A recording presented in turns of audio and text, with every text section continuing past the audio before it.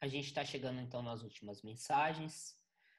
Pelas minhas contas, faltam 4 mensagens para a gente encerrar essa epístola, essa carta. E semana passada nós vimos então dos versículos 5 até o versículo 11 do capítulo 3. E hoje nós vamos ver do versículo 12 até o versículo 17, pela graça de Deus. Então, se você é crente, você é um crente fiel e tem uma Bíblia do seu lado, pode ser em papel ou digital, não tem problema. Então abram aí em Colossenses 3, 12 ao 17.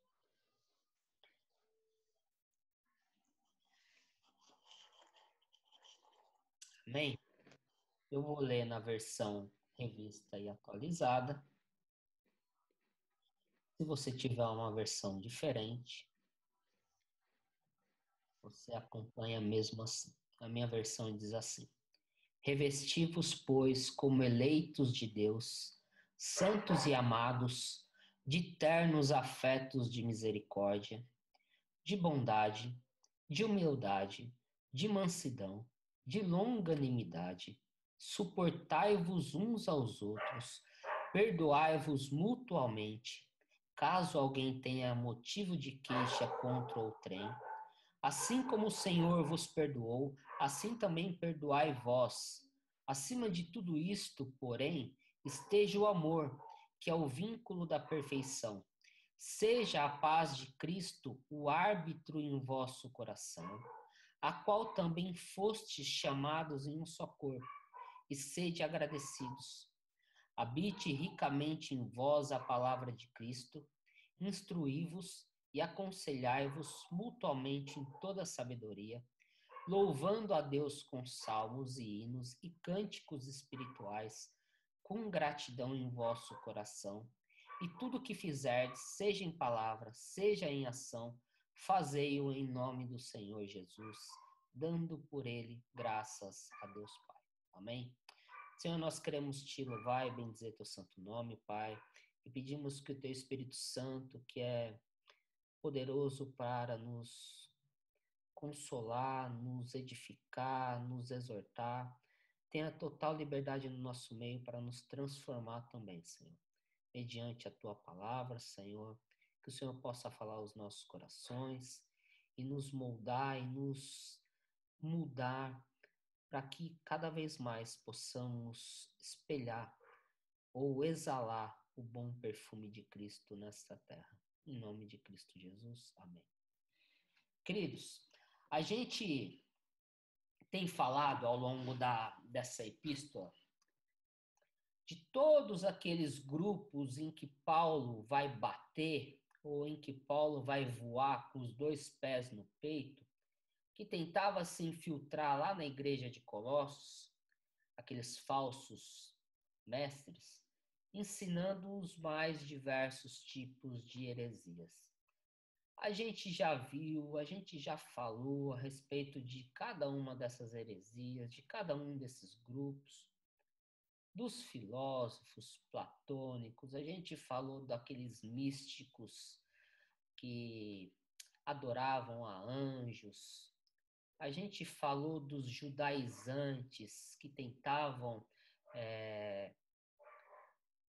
normatizar ou tentavam fazer com que aquela igreja seguisse um padrão judaico, e aí eles levavam em conta não só a fé em Cristo Jesus que salvava, a graça de Cristo não era suficiente para a salvação, era necessário então que você cumprisse os requisitos judaicos, e a gente explorou isso quando falou a respeito de os 3 identificadores do povo judeu, que era a dieta religiosa. Então, os irmãos se infiltravam na igreja e diziam aquilo que aqueles membros deviam comer, aquilo que aqueles membros não deviam comer, quais festas eles deveriam frequentar e quais festas eles não deveriam frequentar. E e também que o batismo que eles tinham sido batizados não era suficiente para entrar no corpo de Cristo Jesus, era necessário, além do batismo, a circuncisão judaica. Então a gente já abordou isso. Ao longo da carta, a gente tem falado muito a respeito desses grupos.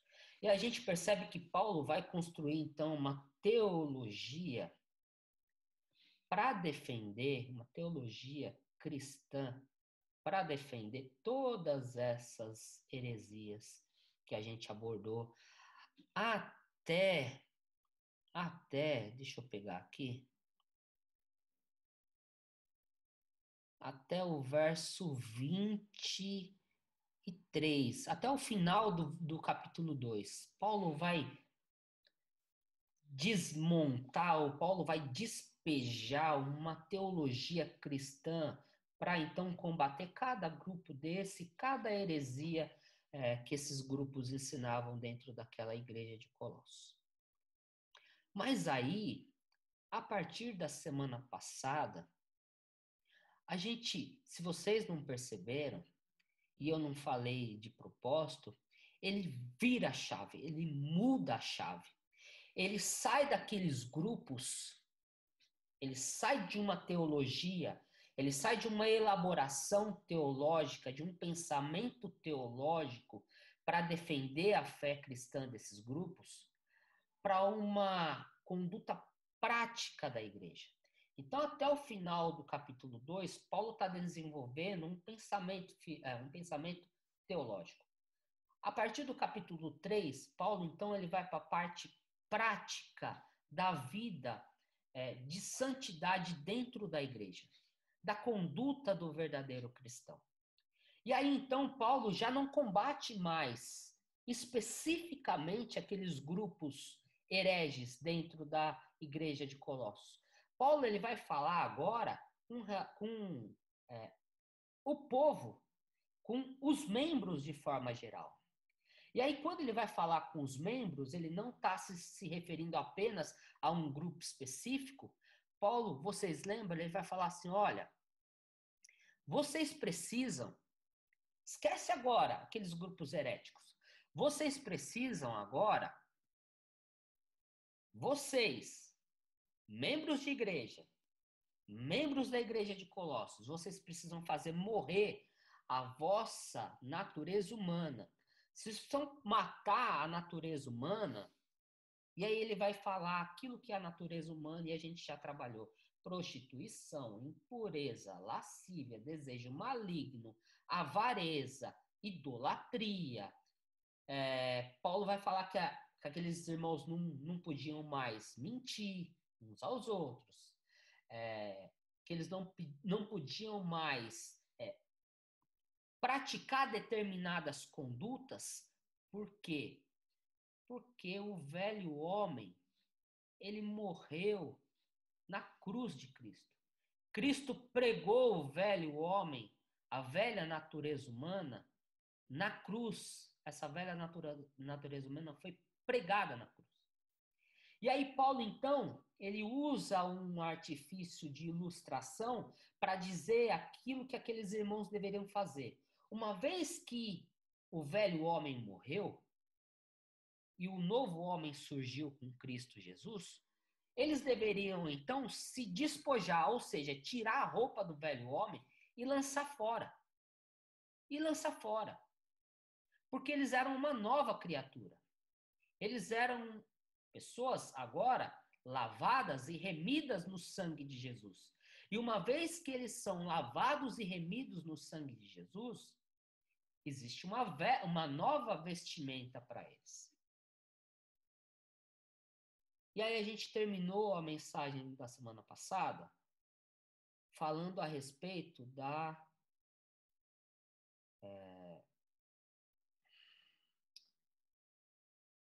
a gente abordou semana passada a questão de que já não existe mais, como Paulo vai falar, grego, judeu, circunciso, incircunciso, bárbaro, cita, escravo, livre, porque todos é tudo em Cristo Jesus. Não há mais distinção social, não há mais distinção de classes, não há mais distinção de etnias, porque Cristo, ao morrer na cruz e ao crucificar o velho homem, a velha natureza humana, ele leva consigo todas as barreiras que transpunham ou que limitavam a atuação de Deus a apenas o grupo judeu.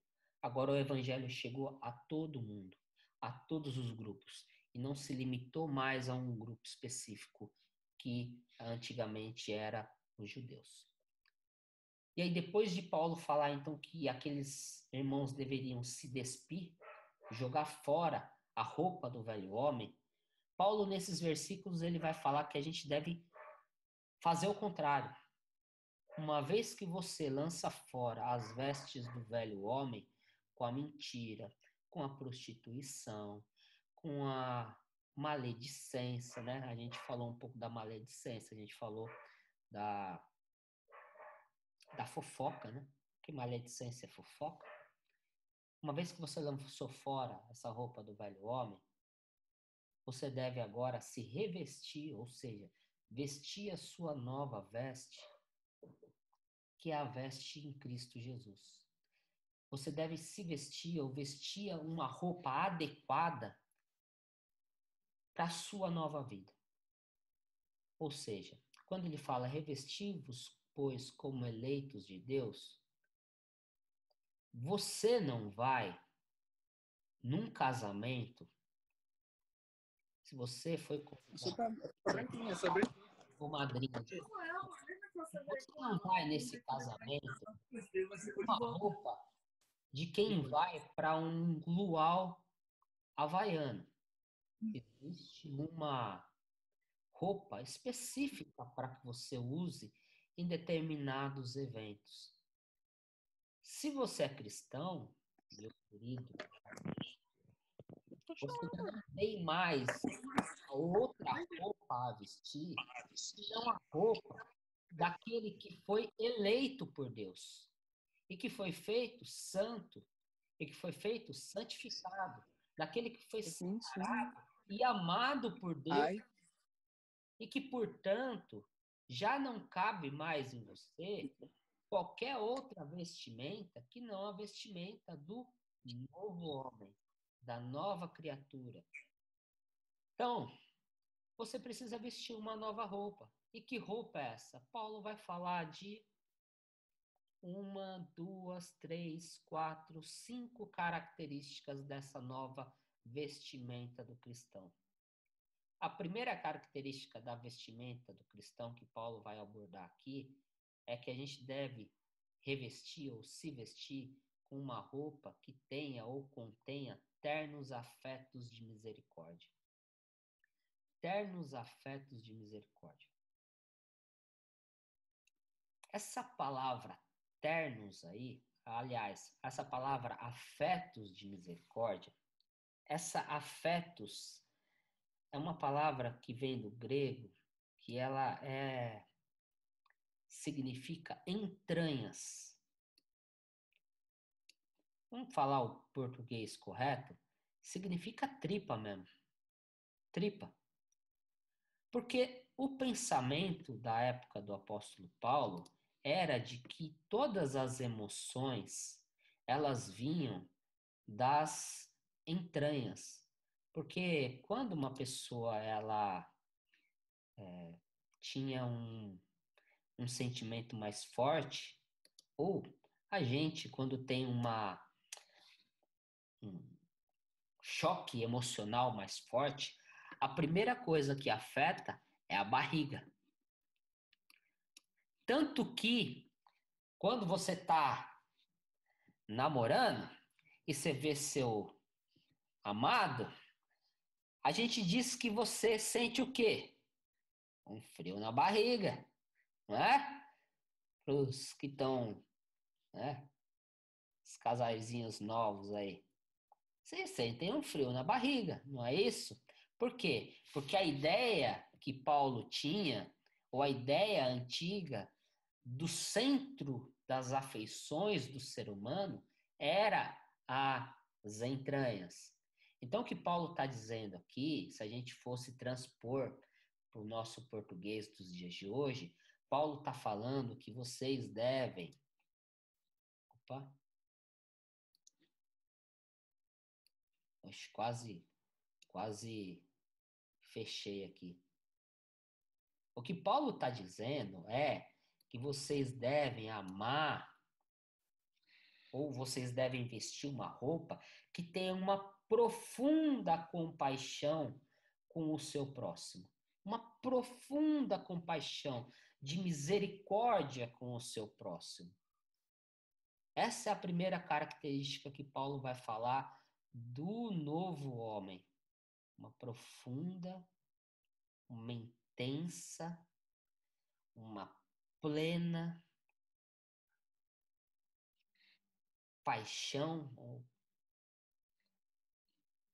um afeto grande pelo seu próximo. A segunda característica que Paulo vai citar nesse texto aqui é a bondade. A bondade.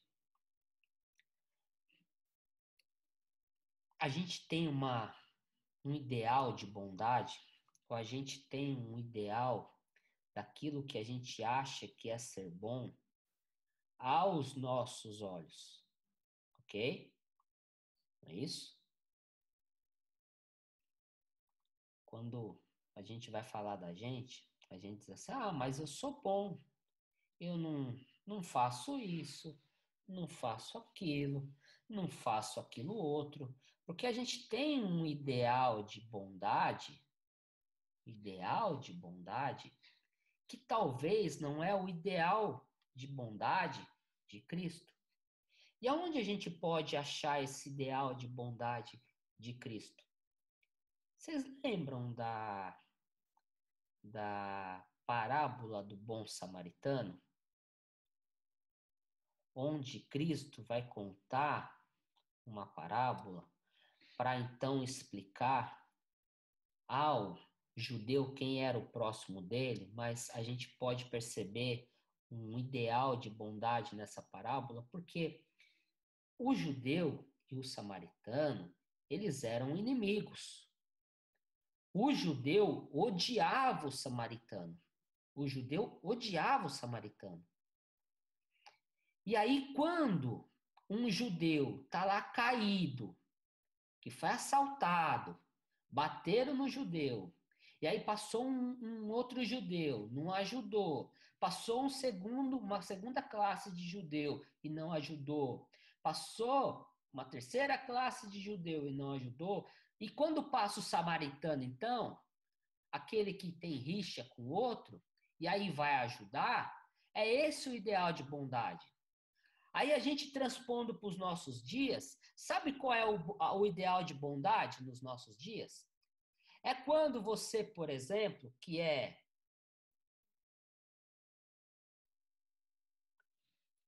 Preste atenção no que eu vou falar. Não estou tomando partido de absolutamente nenhum lado. O que eu estou tentando ilustrar aqui é um ideal que vai além das nossas convicções de bondade. Então, se a gente fosse transpor para os dias de hoje, no cenário que nós vivemos hoje no Brasil, seria mais ou menos o seguinte: é aquela pessoa que é a referência como petista ou de esquerda, que é assaltado e batem nele e deixam ele caído, e aí passa um do PSOL, passa outro lá do PCdoB, PCO, e não ajuda o petista. Aí vai lá, quem vai ajudar é o bolsominion. O inverso também o inverso também a gente pode utilizar. Ou seja, um bolsominion está caído e passa um outro bolsominion, ninguém ajuda, não ajuda, passa outro, não ajuda, e quem vai ajudar é o Petralha. Então, o que Jesus está mostrando para a gente é o seguinte: a nossa bondade, ela vai além, ou o ideal de bondade, ou o parâmetro, ou o paradigma de bondade da Bíblia, ela vai além das nossas convicções. É esse ideal de bondade que Cristo nos exorta, através do que Paulo escreve aqui, a que nós nos revestamos. É esse o ideal de bondade. E não para por aí.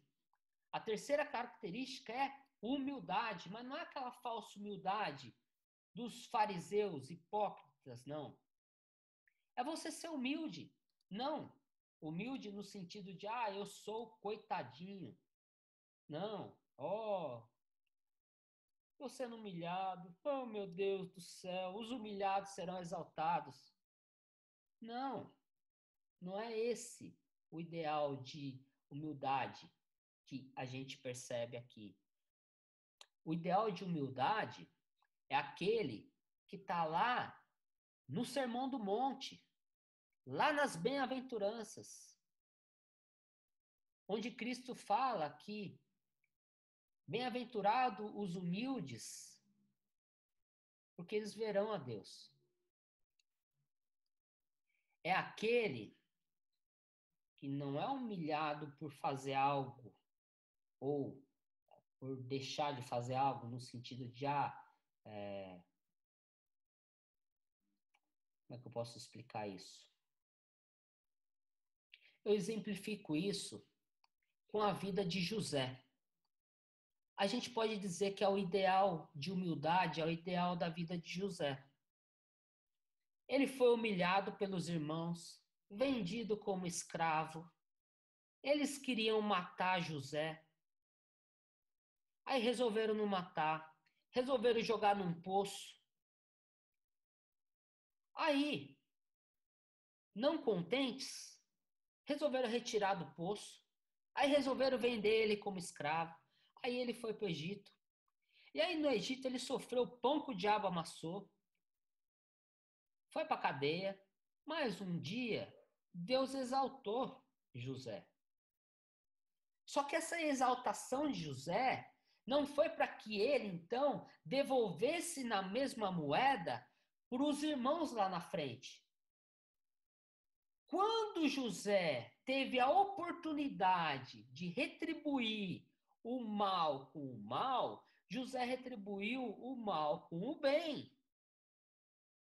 Então, esse é o ideal de humildade que a Bíblia nos exorta a ter e que Paulo vai falar que a gente deve se vestir. É com esse ideal de humildade. E aí Paulo vai para um outro aspecto, que é o aspecto de mansidão, de paciência. A gente pode dizer que esse mansidão e de longanimidade aqui são aspectos que são sinônimos, e a gente pode trabalhar eles como sinônimos. A longanimidade é uma paciência longa, longa, longa, longa, longa, longa. E aí, eu sinto te informar que paciência, ou você deixa que o Espírito Santo trabalhe em você, ou então, e aí você faça a sua parte, ou então, quando você pede paciência para Deus, Deus vai te dar um pouquinho de tribulação. Porque, segundo Tiago, Tiago vai falar assim que a tribulação produz perseverança e a perseverança, ela produz paciência. Então, eu sinto lhe informar que se você não começar a praticar a paciência, o Senhor vai começar a te dar mais tribulação para que você seja treinado na tribulação a ter paciência. Senhor, me ajude a aguentar meu namorado. Então, seu namorado vai ter um pouquinho, você vai ser treinada pela tribulação que provém do seu namorado, para que essa tribulação ela gere paciência em você. Ou então, o contrário, a sua namorada. Ou então, a gente pode dizer daquele que é casado, ou daquela que é casada. E aqueles que não são casados ainda, são solteiros. Alô, Suene! Alô, Henrique! E tem aqueles que estão à espera de um milagre. Então, aqueles que estão à espera de um milagre vão ser burilados pelos pais. E eu já lhe adianto que Paulo ele vai trazer uma palavra de assim ânimo para os filhos na sequência. E a gente vai ver isso na próxima mensagem. Então, meus queridos, ou vocês permitem que o Espírito Santo trabalhe trazendo uma paciência, né? E aí você exercita essa paciência. Ou então, você vai ter que, então, ser aperfeiçoado na tribulação. E aí, no caso, você vai ter que fazer como a Eide colocou aí no bate-papo, pedir graça para o Senhor. Pedir graça. Porque só a graça que vai permitir com que a gente passe por determinadas situações para que então ele trabalhe por ele, porque a gente costuma falar que nós somos vasos, então, se você é vaso, você precisa ser aquele vaso mole em que Deus trabalhe. Porque se você for aquele vaso duro, Deus vai precisar quebrar você para depois refazer. Então, a escolha é sua. Ou você seja um vaso mole que o Espírito Santo trabalhe, ou então, se você for duro, ele vai ter que te quebrar para depois ele te refazer. Então, fica aqui a dica. Ok? E aí vem a outra lapada. Porque você se vestiu com todas essas características. Para que você se vestiu com todas essas características? Paulo vai te dar razão. Porque você vai ter que suportar uns aos outros, perdoar uns aos outros mutuamente, caso alguém tenha algum motivo de queixa contra você e você contra ele. E aí Paulo vai dar uma razão bem singela porque você deve suportar o seu próximo e porque você deve perdoar o seu próximo. É coisa pouca que Paulo vai falar. Por que você deve fazer isso? Está aí na continuação do versículo 13. Porque assim como o Senhor vos perdoou, assim também perdoai vós. Sabe por que você deve perdoar e suportar um ao outro? Porque foi por isso, porque foi dessa maneira que Deus te perdoou e te suporta até hoje. Porque você é chato. Porque você é imperfeito. Porque você é duro, coração duro, certo? É por isso. Mas aí, o Espírito Santo sabe que a gente, para fazer todas essas coisas, é necessário algo que venha de Deus. Porque pelas nossas forças a gente não consegue. E o que é que faz com que a gente consiga executar tudo isso que Paulo está nos ensinando? E está aí no verso 14. Acima de tudo isso, porém, esteja o amor, que é o vínculo da perfeição. Para a gente exemplificar o que esse amor significa, Paulo vai dar uma dica. Paulo vai falar que esse amor é o vínculo da perfeição, é o elo. É aquilo que dá a liga. A Sara está fazendo essas correntes, certo? Não adianta ela fazer as correntes se não tiver um dos elos da corrente que vai ligar no outro polo da corrente. Não adianta nada. Ela pode fazer ser a corrente, ser a pulseira mais bonita do mundo. Se não tiver um elo que ligue um ponto ao outro, ela não vai servir para nada. O que Paulo está dizendo é, não adianta a gente tentar fazer tudo isso com base na nossa força, que não vai adiantar. O que une, o que faz da liga é o amor, que é o vínculo perfeito. E aí ele conclui dizendo que ele vai fazer um contraste aí, dizendo o seguinte: seja a paz de Cristo árbitro em vosso coração, a qual também fostes chamados em um só corpo, e sede agradecidos. Vocês lembram que Paulo usou a mesma palavra, árbitros, lá nas mensagens anteriores? Ó, não deixe que aqueles falsos mestres sejam o árbitro que vai decidir o que vocês vão fazer ou não. Paulo aqui, ele está falando, fazendo um contraste. Não era para deixar com que aqueles falsos mestres fossem o árbitro. Aqui ele está dizendo que seja a paz de Cristo o árbitro no coração de vocês. Ou seja, deixe que Cristo decida aquilo que vocês vão fazer ou não vão fazer. É o Espírito Santo habitando no seu meio, é o Espírito Santo habitando através de você, que vai fazer com que você tome determinadas decisões e não tome outras decisões. E aí, eu quero concluir, porque vocês já falaram que está doendo um pouquinho, é assim mesmo. Eu vou concluir rapidamente para não ficar... Pode continuar que é bom para acordar para a vida. Não ficar muito extenso essa reunião. Paulo vai falar assim, ó, habite ricamente em vós a palavra de Cristo.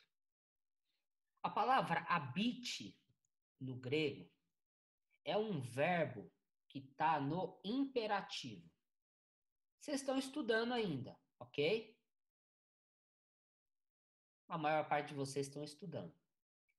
Quando tem um verbo no imperativo, a professora de português vai dizer que o modo imperativo é uma ordem. Uma ordem. É algo que você deve cumprir. O que Paulo está dizendo aqui não tem escolha. A ordem é habite, e não habite rasamente, não habite superficialmente. Não, habite ricamente em vocês a palavra de Cristo. Porque ela vai ser necessária para aquilo que ele vai falar no seguinte, posteriormente. A palavra habitando no nosso coração é necessária. Por quê? Porque ele vai falar que a gente deve instruir uns aos outros e aconselhar uns aos outros com toda a sabedoria. Que não é uma sabedoria que vem do intelecto. Não é uma sabedoria que vem de você ler livros.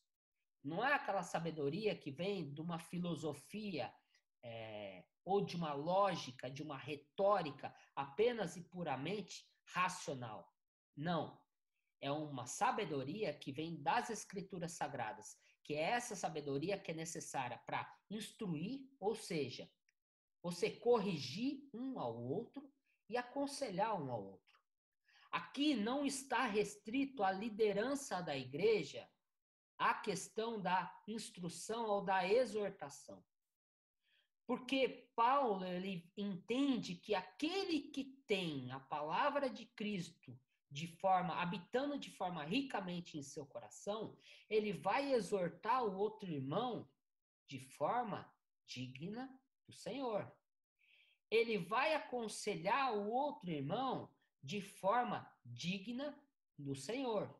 Então, não está restrito à liderança da igreja a questão do aconselhamento e da correção entre os irmãos. Lembrando que o padrão dessa correção é habite ricamente a palavra de Deus no seu coração.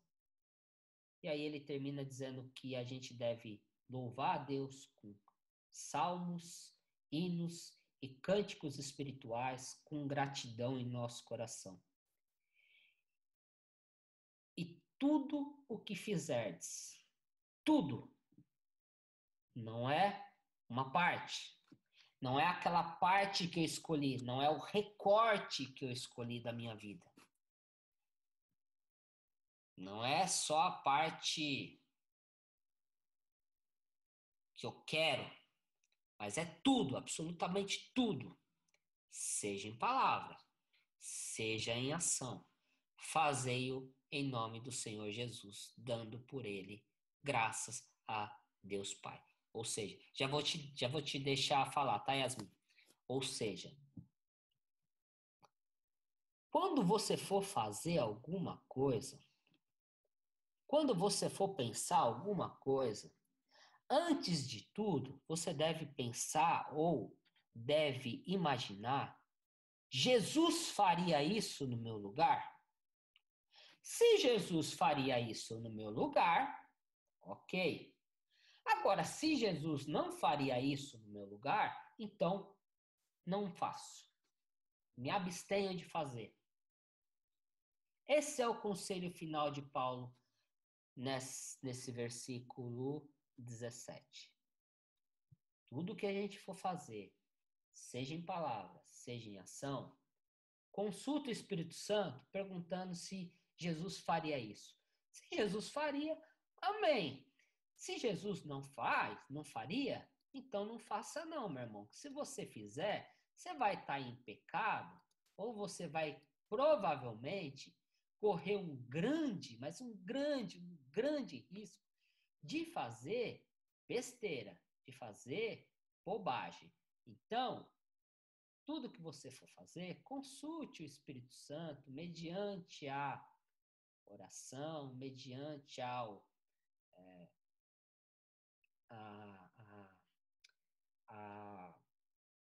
aquilo que você sabe da palavra ou aquilo que você conhece da palavra e se pergunte: Jesus faria? Jesus olharia um TikTok com mulher pelada? Ou